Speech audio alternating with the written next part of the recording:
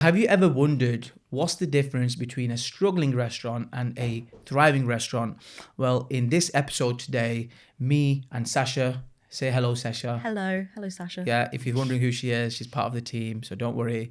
Me and her are gonna basically dig deep. Well, she's gonna ask me a lot of questions to figure out what it takes to become a successful restaurant. So let's get into it. My first question for Yep. you, Ibby, is do you believe that time management Yeah. and self-drive and determination is important when you're thinking of starting a restaurant business? Yeah, super, super important. Look, firstly, let me just say, so entrepreneurship is really, really tough, right? Like it's not made for everyone. People, it's often glamorized, like it's just like something super like easy. And like entrepreneurship is like getting in a boxing ring and getting the hell punched out of you, right? So it's like you have to be prepared for that. And not everyone is going to be. This is why like a lot of businesses fail. So you need hunger, you need commitment, and you need that self-drive. You need it, yeah. Do you feel like that is what's kind of set you apart from competitors in the past? Yeah. So no, it gets really tough, and I guess like my threshold. Let me turn my phone on silent. So, like my threshold to pain is probably a little bit more higher than normal, and I guess that's because I've spent like 10 years in prison, right? And I've gone through like all these so-called tough things, right? Where I've mentally been tested. I've also physically been tested. And then, when it then comes to business, like, yes, some things you can control and some things you can't.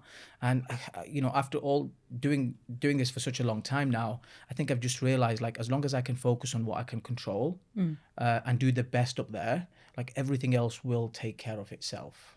So is that kind of your way of avoiding burnout and like going over the top and wearing yourself out? Yeah, I think burnout. I didn't used to think burnout was real. Honestly, like I used to think like what people are complaining about. But this is what it comes down to, right? It's like you have to look at your body or you as an individual and think like compare yourself to a car, right? If you don't oil your car, you don't wash your car, you don't look after the tires, you don't look after it internally, it's gonna wear out. It's the same with you. Like you as a I say like as an athlete, even though you're in business, you have to make sure that your nutrition's on point, right? You have to make sure that your well-being is on point, whatever that looks like for you, whether that's going for a walk or doing some meditation or whatever that looks like for you. Because if you're going to perform in the business space you're in, right? And in my case, restaurants, like you have to be like at the top of your game. If not, then burnout is going to start like crippling through and it's going to show up in different areas of your life. So you have to know, as you have to be really switched on and know how to control that. Have you ever had that happen to you or like seen it happen to other people where that burnout has like had a massive impact on their business and stuff? Yeah, 100%. I think like even if we just break this down in such a simple way, like people don't even drink enough water, right? So like I often see people that I go into meetings with or even certain staff members, they're very dehydrated, right? And I'm like, that's going to affect the way you show up. Because if you're dehydrated, it's affecting, because 70% of our body is probably water, right? I think it's Probably. 70%. Is it 70% or is it 80%? I think so, yeah. Yeah. Well, think about it. If you haven't got water in you, then you're already like starting on a back foot, right? So, yeah, you have to just start with the basics. Like get your food on point, get your, hydration on point, and all these things will help. Get your blood test done regularly. Like you don't know what's wrong. Like, yeah, you have to do all these things to figure out exactly how you can perform the best that's tailored to you. And for everyone, that looks very, very different. Okay. So there you're kind of saying like you need to look after yourself in order to look after your business, Yeah. which makes total sense. You've spoken about it before in things like the TED Talk that you did. Yeah, yeah. But what would you say to the people who already have, say, a full-time job, maybe they've got kids, they're struggling a bit, and they're also trying to start their own business as a kind of self-care thing? Would you say that taking care of themselves is as important as their business, even if they have a full-time job? Yeah, so let's just say someone's in a full-time job, right? And what you're asking me, like, if they want to start a business. Yeah. How are they going to find time for starting that business and doing all the things they need to do at home, like taking care of the kids or whatever, and taking care of themselves as well? Yeah, well, this is where it can get really challenging, right? And look, you might not be able to do every single thing in the book and tick every single box, but if you can do 2 out of 5 or 2 out of 7, that's going to help. So I think it's all about, instead of just going with the flow and just dealing with chaos as it comes at you, you have to plan, right? You have to prepare for your week. Maybe on Sunday, sit down and think, okay, what are the most important things I'm going to do? What are the things like are non-negotiable, right? And think of, okay, well, I'm going to make sure I wake up in the morning and I have my vitamin D and vitamin, B or whatever it is. I'm going to make sure I spend 15 minutes on myself for meditation, right? So so it's all about planning. When you don't plan, you often end up everywhere. Yeah. And I often see people do that. Is because they haven't prepared properly, right? And it's the same thing. Like, you're in a full-time job, you want to open up a business, you're not going to go full in on the business. You're going to, again, plan, right? You're going to go into it a little bit by a little bit, right? Test it out and maybe spend 2 hours on it every single night. And then eventually gradually just increase it and, put more attention on it if it starts working. So, these sort of things, again, it gets glamorized like it's going to happen overnight. It's a very, very slow process. Yeah. So I think, often people forget about that. Moving on to the second question then. Yeah. Do you believe Yeah. that it's possible to be successful in business and have a good work-life balance? So it kind of leads on from the last question. Yeah. So this depends where you are on your journey of business. Okay. So let me explain. If you are starting off in business in the first part of your season, like in the first 3 years, I would say, first 3 to 5 years, it's very hard to find that balance thing. Because you're often focused on the task that you need to do. You probably don't know what you're doing. You're winging it. You're trying to make things work. You're trying to juggle a lot of things. So in the first part of your season of the first season of your business, you often are not going to have balance. And if you do try to impose balance in your life, I would say what's going to happen is you're going to get really stressed out, really burnt out. You're going to frustrate yourself because it's not going to work. It's not going to work from my experience anyway. So what I often say to people is, if you're going to go in entrepreneurship for the first 5 years, just be locked in. Just think, look, you know what? I'm going to make sacrifices, but it's going to be worth it in the second part of my season. Yeah. So, and eventually that is the goal though, because like you can't do that forever. You can't be like focused on just focus and tunnel vision for the rest of your life. So eventually the goal is, like, as you start getting into maybe the second 5 years of your business journey, like things start to become a lot more easier. And that's when, you can focus, try to balance things out that mean a lot to you, like your family and your kids and, whatever else, and start focusing on that. But at the start, it's very, very tough to do that.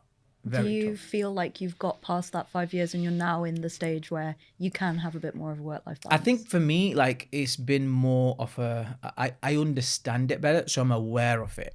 So I think I've just got better at managing my time and managing exactly what are the most important things. So for example, for me, like, gym is non-negotiable, right?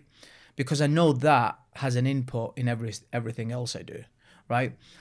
Also, things that are not going to bring me return on my investment in terms of time, and not just money, just energy.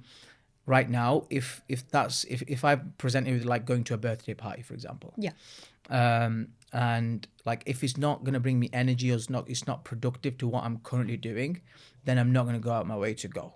So I don't feel like I've still crossed over that, but I feel like I'm probably in the middle of the bridge, just hanging off, right? It's like I'm one arm's there and one arm's there. So, and I think that's because like I'm also growing and learning. And even though like I've been in business for like I've been an entrepreneur for 15 years.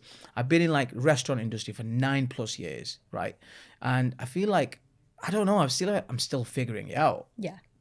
I swear to God, it's been that long. I'm still like figuring it out. Do you think that's something that's going to be happening like forever? Do you think you're always going to be learning things? Yeah, 100%. Like, it's like my sales funnels or my websites. Like, I try to fix one thing and then something else happens, and it's Yeah. like you fix that thing and there's another problem. So it's like you're continually on this wheel of like the problems never end. So I think you just have to get better at not getting sucked in everything, and be like, okay, now it's getting a bit crazy. Like now I really need to switch off, because otherwise, like the attention that I'm giving, this is not like really that good. Yeah. So I think you have to know yourself, like when to switch off type thing. Cool. And then just maybe go sleep or Just have a nap, and then come back and be like, okay, I've got, I'm fresh now. I can give 2 hours or whatever it is. So yeah. Awesome. How do you go about differentiating and like prioritizing what is the most important things to you? Yeah, that's a really good question. Okay, so for me, it depends what's going on in that week. So like for example, this week, I'm opening up a new community for restaurant owners. So my main task is to make sure that we give, like I've got 100 people waiting in the waiting list, and give them a great onboarding experience. So that's my focus for this week. Yeah. So I'm making sure like my community manager, my moderator, everyone is trained up properly, and we're making sure that every single person that comes in has a great onboarding experience, and they have all the tools that they need to make sure they become successful in that community. So for this week, that's my kind of focus. Probably the other focus is making sure I get my content strategy on point for YouTube, coming in the next few weeks. So that's also I'm focusing on to make sure, that's what probably we're doing here as well. So these are probably the 1 or 2 tasks that I kind of focus on every week, major tasks. And then there's like little mini tasks, Yeah. which are kind of, I mainly outsource them and just keep an eye on them. Okay. Well, how do you then, because it's really, really easy to let some of the smaller stuff that isn't necessarily as important, but you kind of really want to do, it's really easy to let that creep in and take higher priority over things that you at the start of the week said were the highest priority. So how do you kind of go forward with your head rather than what you really want to do? Explain that to me a little bit more. So, for example, if I was working on, I don't know, I really wanted to make my community for restaurant owners. Yeah. But something that I'm a bit more passionate about in terms of creating a new marketing campaign for a restaurant that I own. Yeah. If that came up and it wasn't 100% necessary, but it was quite a cool thing to do, how would I go about leaving that to the side for when it's time to tackle that? Yeah. So what I have to do is I have to really understand, like, this is me, like talking to me, like what is a shiny object syndrome, and what is a distraction, and what is something I need to, again, it comes down to focus. Like I know that may sound cool and maybe I might be passionate about it, but it's not what the market wants right now. Yeah. Like I've got real problems in my business that I need to fix. I'm not going to go over here because it looks like a nice, everything looks rainbowy here and I want to try something new. But we often get like sidetracked. I do often, in the start of my journey, I did used to get sidetracked, and I did used to like hop there and hop there. What's that person doing over there? But really, if you start doing that, you can start getting into a very dangerous place, because then nothing gets done. So like, it's about, I'm not focusing on anything else but this. Now, if, for example, the marketing campaign for the restaurant is more important that week, then I'm going to be focusing on that. Yeah. And I will know that from what's going on in the business, on the operation side, on the marketing side, or whichever side, that which area needs my like utmost attention this week. And I will know that. And then I will just solely focus on that. Cool. Awesome. Just kind of leading on from that then. Yeah. Something that I personally have noticed a lot in like high level people that are higher up in like C-level of business. Yeah. They tend to have this thing where they get very easily distracted. So they may be having an interview with someone, or they may be having a meeting with someone, and then they're not fully present. So there'll be someone that's messaged them on the side and they'll have to quickly like go and reply to that or deal with that or Yeah. send a voice note here or send a voice note there. Do you feel that it's important to be present within every meeting that you're in and give your full attention to that? Yeah, so I think it does depend on which meeting you're in. So, for example, if you're sat with your PA and it's not really a meeting, but it's like a catch up, Yeah. and you're almost doing work, but you're almost catching up on something, then I think it doesn't matter because you're also running a business. So it's normal for you to get messages coming in, and if you need to reply, you need to reply. But then if you're having a very important meeting with like another person that could potentially be a deal worth on the table worth hundreds of thousands of pounds, I feel like you should show some respect in that moment and just put your phone on silent because you need to be present to ask the right questions. Yeah. So I think one thing for me, like I've learned this over time, is like try to be present as much as you can. And for this is the thing, like a lot of people are not. And when you're in a meeting with someone, you want to be paying attention to every single word they're saying. Yeah. Because if you're not, you're gonna misunderstand something, and that miscommunication is not gonna lead to something productive. So yeah, again, it does depend on the meeting. It does depend on who you sat with. Like all these things play a factor, but in the majority of the cases, like I know people are not present, and they should be. Yeah. And do you think that that can have a really detrimental effect, even on like a restaurant business? 100,000,000%. Like, and so it's so funny you say that, right? So at the start of when I opened up my first restaurant business, what I used to do was I used to have like 1 hour meetings with people, right? And I realized like you don't need an hour meeting unless like you're dealing with some problem and we need to get to the bottom of it, and it's going to take however long it's going to take. Yeah. If you're dealing with like just another, I don't know, let's just say you're dealing with a Coca-Cola rep, or you're dealing with, in the restaurant industry, let's say you're dealing with like one of your cash and carry representatives who's come to show you some products that they've just launched. You don't need more than a 15-minute meeting. So like 15-20 minutes should be like at tops. So because you're not there to talk about what you've done on the weekend, you're just gonna get to like what products have you got, and just ask the right questions. And I feel like after 5 or 6 questions, you kind of know what the situation is. So if you have them 20-25 minute like bracket meetings and keep them like, make sure you're present, and they will be highly productive. How do you make sure that you make the most out of the time in those meetings and you're not, while still being approachable and friendly? Yeah, so yeah, of course. So because the purpose of the meeting is to talk about whatever specific subject it is. So I think after sitting down and be like, okay, it's nice to meet you. So how can we help each other? Like, what is it you have to offer, right? Yeah. And then just basically let them tell you what they need to tell you, and then on the back of what they tell you, you have to just ask the right questions. Do you use anything that helps you to organize that, like agendas and things like that? Do you tend to send those out beforehand, or? Yeah, so what I usually do is, let's just say if somebody wants to meet me, again, it depends on who it is, but let's just say it's a rep from Coca-Cola and they want to come in, or a rep from a chips company, like a chip company. They will come, and usually it's like, what's the topics of this meeting? Let's outline it so we all know what points we need to go over.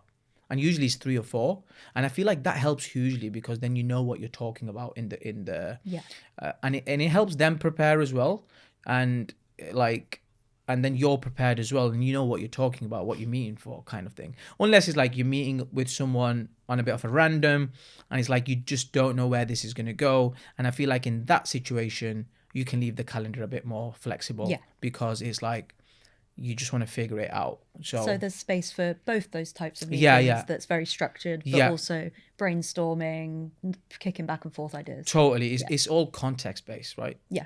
And do they then lead you to having a more successful restaurant business in the long run? Yeah, 100%. Because look, all these little mini things that you do, it contributes to the bigger plan.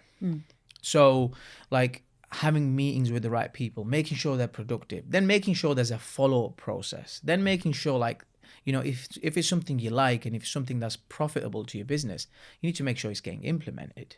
So all these things that you have to make sure that you do all helps towards the bigger goal. Awesome. So bringing it back to the initial question, in that case, you're kind of saying that being organized and having good, strong processes in Yeah. place are what allow you to have a good work-life balance and be successful. Yeah. Brilliant. Okay, Yeah. thank you. This one's a little bit controversial, I suppose. Okay. Do you believe that anyone, regardless of their kind of mental well-being or, for example, disabilities, various things like that, do you believe that anyone can become a successful restaurateur and potentially earn 7 figures?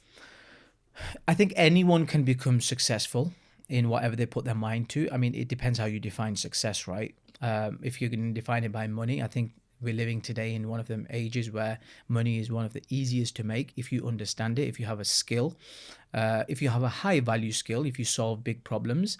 But to your question about if someone is disabled and can they become successful in a restaurant industry? Yeah, of course. If they are an investor, it depends what role they're playing. Okay. So do you think that someone could set out and, for example, be a really good chef, Yeah. but they may have ADHD or autism? Do you Yeah. think that would stop them from becoming a restaurant owner Okay. with Michelin stars? Yeah, so ADHD, I think that's maybe yes, because my understanding of ADHD is like apparently it's a superpower, right? So it's like someone is just obsessed to make sure they overly make sure something's getting done properly. Is that right? Is that the meaning of ADHD? What is the define ADHD? So ADHD is basically it's not the same for everyone. Okay. Everyone can have it differently, but it can be quite difficult to focus on things. It can be quite impulsive, and you can be quite changing from one thing to the next quite easily. There's loads of other stuff that comes along with that. Yeah. But I mean, just that it may influence the answer to your question, but Heston Blumenthal, if you've heard of him, Yeah. the chef, he has multiple restaurants and he has ADHD and bipolar. Jamie Oliver has ADHD as well. So Really? yeah. Oh wow. Does that kind of Okay, so there you influence go your answer? then. So if the concept's already been proven and they have ADHD and they have them restaurants, I guess it can work, right? But ADHD is more like I said, I understood it as someone who's just like overly obsessed to make sure something's getting done like properly. Like that's what was my understanding. And I was going to say and I was leading to say like ADHD probably I would say that's not a big deal, but autism on the other hand, again, with autism, once you lose control, can it be controlled? Is there a way? Like, just educate me. Yeah. Excuse my ignorance. So, I mean, autism is more about yourself personally, and you can get overstimulated, and it can be tricky. But there are cases of people who have autism who have become massively successful. Really? Oh yeah, I mean, like for one example, Elon Musk. Possibly one of the Okay. most influential and like wealthiest people in the world at the moment. Yeah. Whether you like him or not, you can't really deny that he's successful. How can you not like Elon, right? At the moment, it's quite easy not to. Yeah, I think he likes it. Maybe. Yeah. Okay, okay, but we're talking in the context of restaurants, right? Yeah. So, for example, also Elon Musk has autism. Yes, he does. Okay. So, is it different levels of autism? Yeah, it's a spectrum. So Right, okay. you can be kind of lower on the spectrum and things like that. Or there is a thing called masking, which is where you have autism, but you're kind of very intelligently switched on to how people behave. So they will pretend to not be neurodivergent. Right. So there are ways around it. Right. So I've got a question then, because I just want to understand this a little bit. So I'm just picturing someone with autism. He's a chef or she's a chef. Yeah. They're in the kitchen. They're dealing with like 10 checks, and they're like cooking on the fire, like cooking pasta or whatever. Yeah. And they're under pressure, and they've got to deliver these like 10 dishes within a space of like 20 minutes. And let's just say autism kicks in at that time. Yeah. What happens? Well, nothing really. I mean, So this is what I'm saying. Like, is it controllable, or are the pans going on all over the chefs and the they're fans going are most all over likely not everywhere? going. This is my question. I mean, again, it kind of depends on the level of autism Right. that the person would have. Yeah. So, for example, they may get quite overwhelmed, and it could be a case of, do not come near me. I'm getting these tickets done. Yeah. I'm overwhelmed right now, but I don't want to like have a meltdown and be Got really it. stressed. So just leave me to it. Don't mess me about. I will get it done. Trust Right. me. Okay. Cool. So it may be more of a case of trust. Yeah. So in like in a restaurant environment, like in one of the ones, like there's a team thing. There's a team effort. Like there is chefs working on different sections. Yeah. So they all have to complement each other to make a dish work, depending on what the dish is. Yeah. So like in the majority of the cases, I don't know how that would work now in a kitchen environment. I don't think that would probably work. Maybe I could be wrong, but it also again depends on the spectrum of autism someone has, because the last thing you need is like it's a Saturday night, it's 7 o'clock, and they've got like 15 checks on, and there's 6 chefs, but one chef has autism, and it's like pretty severe as well, and suddenly that goes off and it just can't be controlled, and then that's affecting everyone else. So I don't know if a best placed for that chef with that sort of with autism on a severe level, it'll be good to be in that environment, but it might be good for him to be maybe at the front or maybe in the back preparing, where if something does happen he can go outside for fresh air or something like that. What are you laughing for? Just hide all the autistic people in the back. No, but like I don't mean to be like laughing about it, but it's like I've just not seen that work. Okay. Have you had experience of that? No, I haven't. This is another thing I haven't. Like it might be just be my ignorance, but I don't think I have. No. So do you believe that there is space to be educated on that and Yeah. see that 100%, 200%. Like I'm always open to asking the right questions to figure out more about it. But like I remember, right? So we used to have like in the restaurant certain customers that used to come in that had their children had autism or something like that. And from what I could see, and this is my experience so far, is like every time I've experienced someone that's had autism, they do need their own private space, because from what I saw, even the parents couldn't control their kids because they were making noises, and they were just like, they seemed out of control. And there was a few occasions where they then had to leave the restaurant because it was causing, the parents thought that their table is causing a problem to other customers, and they didn't want to do that, and they left. They said, oh, he's got a little bit out of control, so we're gonna go. But I've never really asked too many questions on it, and it's interesting that you bring it up, because I guess it's something for me to just for like self-education, just to know about, right? Yeah, absolutely. Yeah. And I'm always open to that. Yeah. Brilliant. Okay, cool. What kind of qualities then do you think it takes to be a successful restaurateur? Ooh, I think it depends that what role you're playing. So if you're an investor, I guess you can have a back seat, and you can just have an understanding of numbers. Like if you're putting 500,000 in, like how am I gonna basically, what's the return on my investment? If you're a bit more involved in the operation side, then I guess you need to understand the restaurant industry, right? You need to understand like how to be a great leader. Yeah. You need to understand like what's the hiring process like. You need to understand like how to put the right systems and procedures in place, so everything doesn't become stressful and you're not constantly repeating yourself. You have to know, for example, how to how to price up your menu. You have to know what the inventory in your menu is. You have to know what the cost of your dishes are. Like we can go deep here, but like for example, you have to know a lot of things about the restaurant to make sure that your restaurant overall is running successfully, because there's so many moving parts. Yeah. So in that case, Yeah. do you believe that anyone can become a successful restaurant owner? Anyone can try, Okay. right? But whether they become successful, like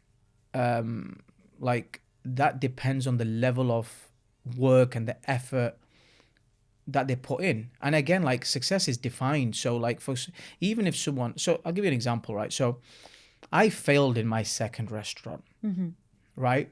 But do I class that, did I really fail, or was that also a success? Like, it's two ways to look at it. Yeah. Because it could be like, you learned some massive lessons there, Ibby. Okay, you lost 250K. Is it a success? Like, some will say, nope. But then if you've learned 250K worth of lessons, like, that's success, because you're going to make sure, like, if you do it a third time, you're going to make sure you're not going to do ABC. So it's like, it depends how you define success. So, I don't think everyone can become successful. Like, you can't just say, I want to, yeah, you can try, but it's like, what effort are you going to put in? What work are you actually going to put in? How are you going to show up? And I think that then depends on what output you get. So it depends, like, your inputs shape your outputs. Yeah. So, like, I think it all depends, like, it goes deep, if that makes sense. Yeah. In that case, then, is it important to set yourself goals when you're starting your restaurant to make sure that you're hitting those goals and getting closer to your version of success? Yeah, so I guess you need to have a bit of a business plan. You need to forecast things. Yeah. You need to make sure, like, your budgets are on point. You need to know what the cost is. You need to understand all these things. Like, okay, I'm coming into a different season. There's 4 seasons in a year. I need to change my menu every season, right? What specials am I doing this week? Like, in a restaurant, there is so many moving parts, and you have to be on top of everything. And this is why, like, I think it was our first or second question, everything comes down to preparation. Yeah. If you don't prepare, and even you as a leader, you don't prepare, you're not gonna, you're gonna struggle. Same with the staff members in the restaurant, on the front of the house. If they don't prepare, they're gonna struggle. If the kitchen don't prepare, they're gonna struggle. So it's all about, as a leader, setting the tone right for the company, so everyone kind of follows a certain culture. Awesome. I really like that. That's cute. You like that, right? Yeah, that was cute. Well, I mean, in that case, Yeah. what is your definition of success? For example, for your first restaurant, how did you say, right, okay, this restaurant has been successful. Yeah. I'm going to open another one. Yeah, well, to be fair, oh my God, you don't want to get me started on that. So I opened my first restaurant in 2017. I made my first million in 2018. I was making so much money. I was like, what am I going to do with all this? And I started investing in property.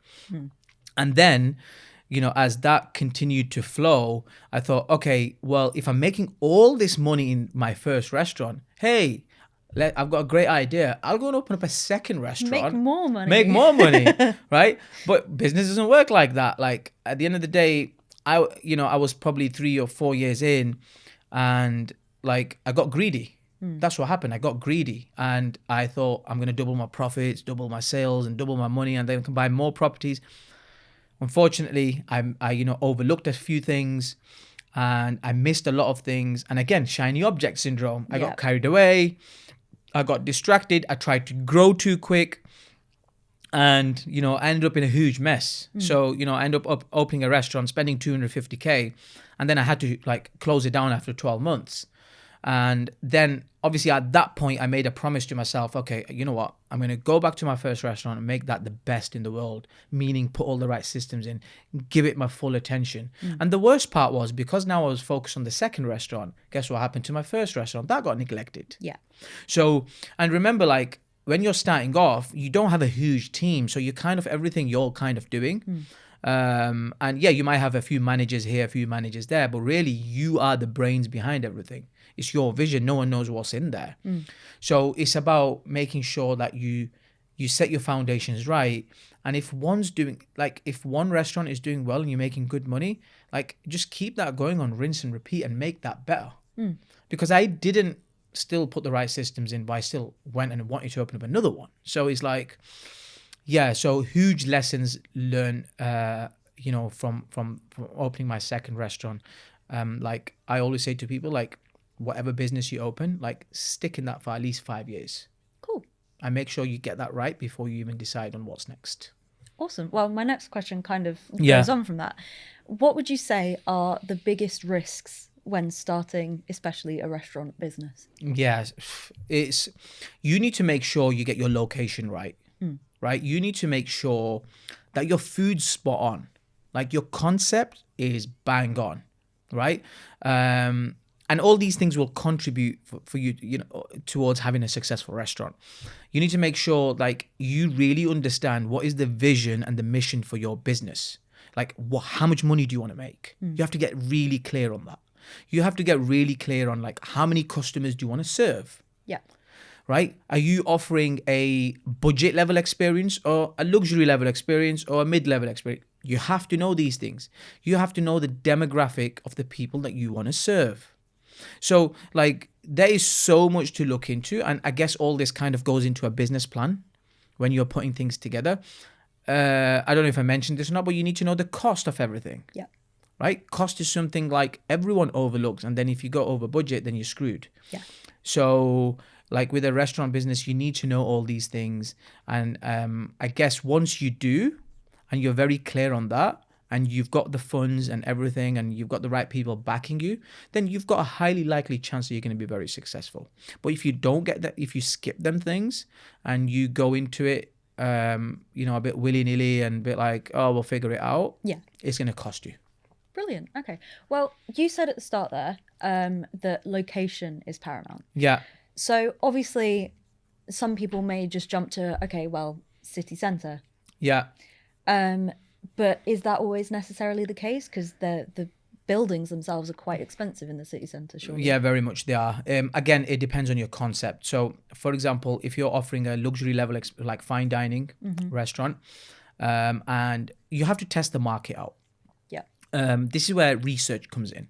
So, for example, if you're opening a Nando's, let's just say you're opening a Nando's, like where are all the Nando's, right? Let's just think of like the top 5 in my head. From what I remember, they're mainly in like shopping centers with car parks, right? There's a few in city center, but they're like a lot. Like there's one in Manchester city center, from what I remember, and it's like in the heart of Printworks, Yeah. like where all the cinema and everything is. So like there's clearly a lot of foot flow there, right? Now, remember, we're talking about Nando's here, but let's just say if someone is an independent restaurant owner, they might not be able to afford to go in city center and just pay such a high price, like a premium rent.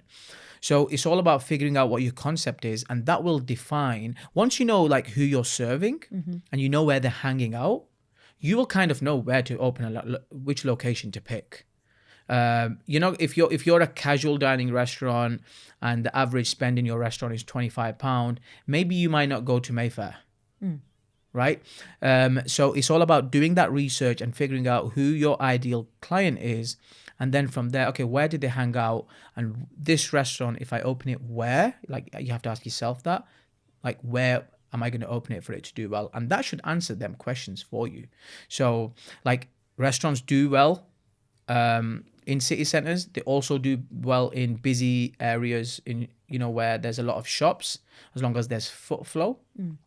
But where they don't do too well is like destination locations, like someone has to travel 10 minutes to come to it. Yeah. Like very rarely a restaurant's going to do really well there, unless like is backed by a brand like Jamie Oliver or Gordon Ramsay. Yeah.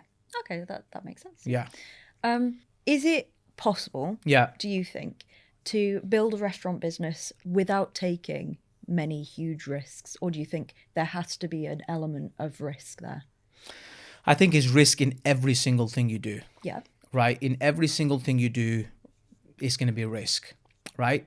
But the more research you do in every area, right, the more you understand the business model you're trying to go for, the more you try to understand the business market, the people that you want to serve, then the more you can limit that, right? So, for example, like, let's say it's freezing cold, right? And me and you want to go for a jog, and we just don't even look at the weather, and it's snowing and it's slippery, and we, you know, wear some shitty trainers or whatever. I'm already gone. I'm back in bed. do you know what I mean? Like we go out for a jog, and soon we're gonna realize like we've got the wrong clothes on, like everything. So it's all about, okay, let's look at the weather, let's look at the situation, what we're going into, and let's prepare for that. And the more you prepare for any situation, the more you're gonna, you know, it's about limiting your risk, and that's how you would kind of do that. Awesome. Okay, cool.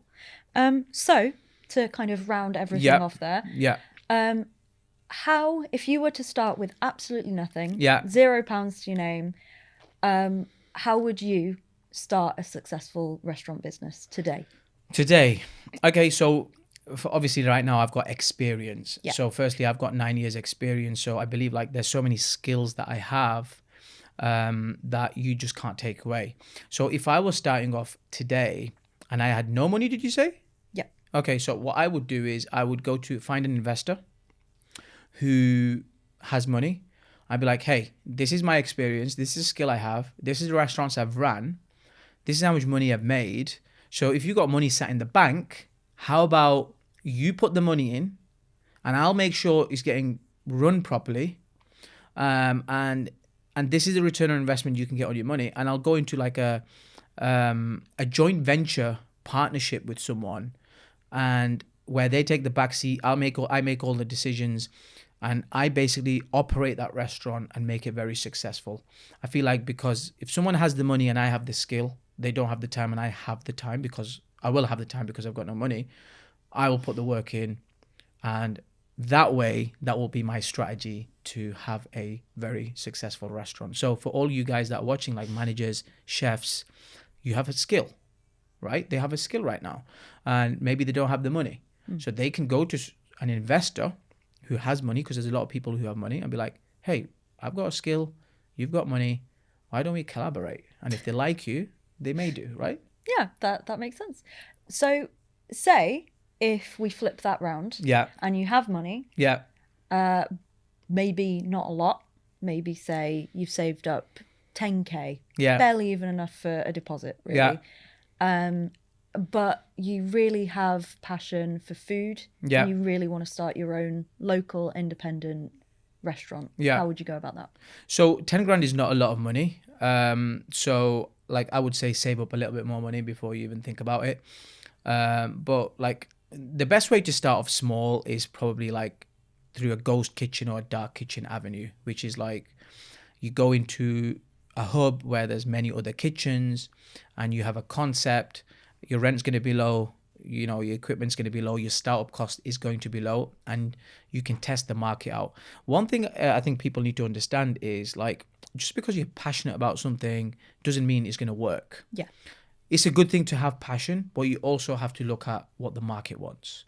If the market is not ready for it right now, it doesn't matter how passionate you are, you're just not gonna succeed. And coming back onto the point of Elon Musk, I'm sure he's been talking about this for years, about, you know, sending people to Mars, right? And maybe when he was speaking about it 10 years ago, nobody really cared for what's this crazy guy talking about. Like, maybe it was a very small percentage of people that were maybe interested. And as time's gone on, like, more people are now interested in and backing his mission and, you know, what he's thinking. And just like that, like, if the market's not ready for it, they're just going to ignore what you're saying. So I think you just have to package up your messaging and your offer in such a way where the market accepts it. So sometimes you have to make sure, yeah, good to be passionate, but also, does the market want this? So would you say then it's more about your USP, your unique selling point of your restaurant, that may be able to pull your passion along and make it successful? Yeah, I mean, yeah, you the unique selling point is going to be part of your overall, like, it's going to be within your overall plan. Yeah. So that will be like a subtext or sub layer to, you know, what it is you're trying to do. Okay. If that makes sense. So guys, if you enjoyed this episode and you want to see more of these, then comment below and we'll see you on the next episode.